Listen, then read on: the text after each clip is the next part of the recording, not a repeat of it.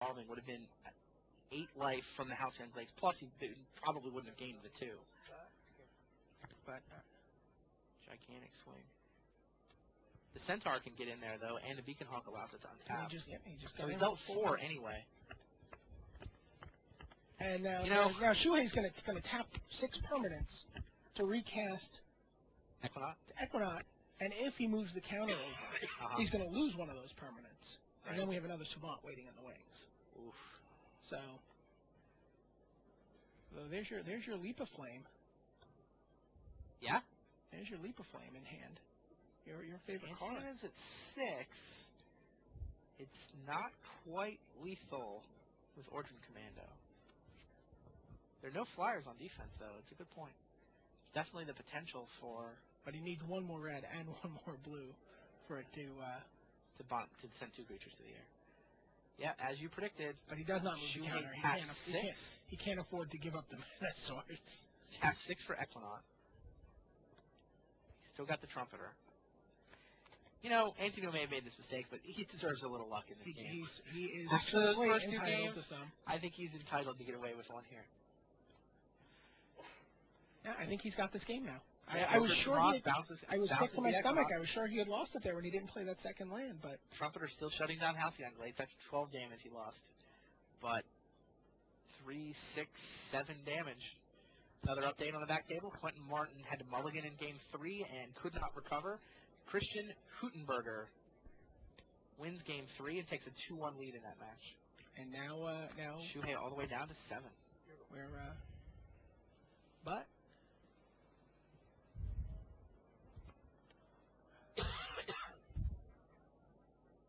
so close on both sides here.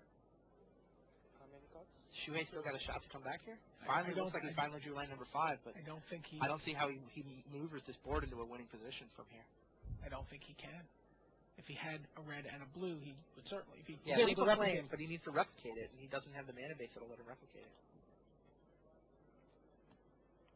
Here comes Conclave Equinox for the 3rd time, and this time he does graft another +1/+1 counter. Steam Core Weird is going to kill the Ordrin Commando. Or the Trumpeter. Well, yeah, I mean the Ordrin Commando. The Trumpeter is going to tap the Halcyon Glaze. Not if he weirds it first. No, he's not even going to bother. He's just going to...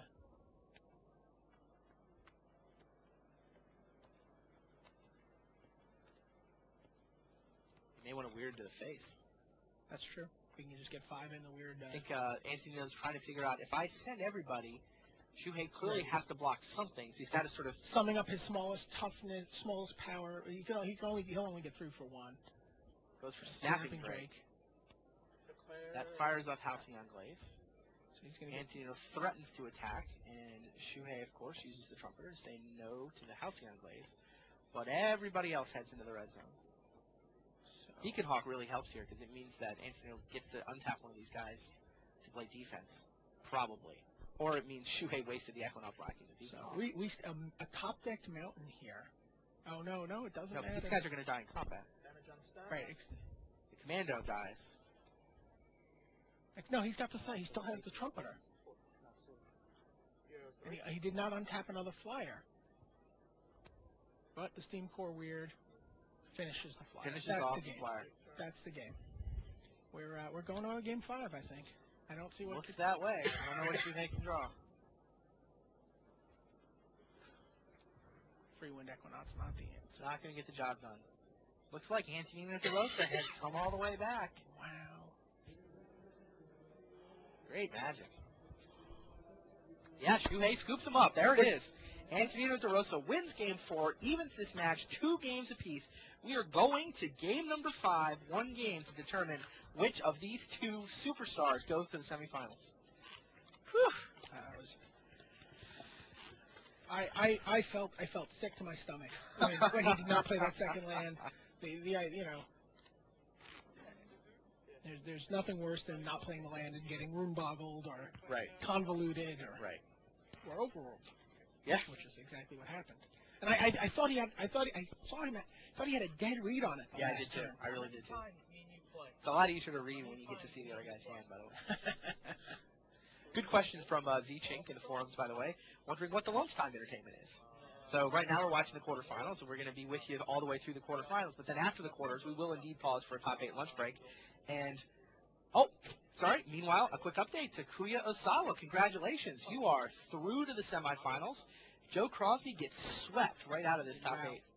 I really had Crosby going through all the way. I thought Joe had been playing great Magic all weekend. His deck looked good, but he had the right mindset. He was just so here's my favorite Joe Crosby story from this weekend. He packed nice clothes just in case he made Sunday. It's like we were getting ready for the pictures on Saturday night. He's like, "Well, the pictures are today." But, he's all scruffy, like he didn't shave that morning. He sort of got, he's comfortable, right? He looks like a Magic player. He's like, the pictures, what do you mean the pictures are tonight? I packed good clothes. And, he really knows somebody's thinking, he didn't come out here just to play the Pro Tour and make money. He came out here to finally make that first top 8. His friends were cheering him on throughout day 2. And they said, man, Joe, I think you're going to win some money. And he was like, look, if I was just here to win money, I wouldn't be here. Right. I'm here to make the top 8. And packed for it. I think I love that story. Did you when you were playing, did you do anything like that? It's funny. When I went to my very first Pro Tour Chicago, How'd you do it that one? Yeah, I wound up winning it. That's the end of the story. But when I was packing, we were driving out on Thursday, figured we're driving home on Sunday. I'm like, do I really need to pack a razor? I can go 2-3 days without shaving, right? I shaved this morning, and I'm like, wait a minute, what if I make top 8? I'm going to want to shave if I make top 8, so I packed the shaving cream, packed the razor. And yeah, it's one of those things where you're like, what's your mindset going to the tournament? Are you thinking about this? Is this actually what you're there for? That reminded me. I think it's a big deal. I mean, I think that it's just certain that level of confidence is important. I don't know if it makes that big a difference. You can sort of tell where people's priorities are and what they're thinking about. Right. I always felt good about that decision. Sunday, especially like Sunday morning, I'm like, yeah, I knew I should pack this and shave, get ready for the top 8. I mean, you never see people rise to their hopes. Mark Justice used to pack suits every Pro Tour for 2 years. He would have a suit with him. Probably had a few more bags than he needed towards the end there. But. Wow, maybe. Meanwhile, these guys are off. Game 5 is underway. A couple of lands for Shuhei, a couple of lands for Antonino. All 3 colors for Shuhei, got but the full-blown no Mikey creatures. P on Shuhei's side of the board. 3 different lands. Mikey P, who won his Pro Tour in this very format. I mean, in gold draft format, right? It was the last time we had a draft where it was a gold block. It's the B-team battle, Centaur Safeguard versus Ordrin Commando. No red mana for... Well, he's only got the 4. I mean, red is definitely the splash. I haven't got a good look at his hand yet to see how relevant that is. Debating between... Besides, he's going to send Centaur Safeguard? Or no? How many planes do we have on Shuhei's side of the table? Yep, smashes in, 2. I don't know if that's a... And down comes Halcyon Glaze. Now the aggro plan looks a little better. Right. If he can just summon creatures. 7 your next turn. He can race Commando because he'll be able to block. Shrieking Grotesque, no black mana, so it's just a 2/1 flyer. I believe it's just a 2/1 blocker. This could be a pretty fast and bloody game. Lane number 5 for Antonino. Still no red mana, so those 3 weirds and those 2 savants really want a mountain around.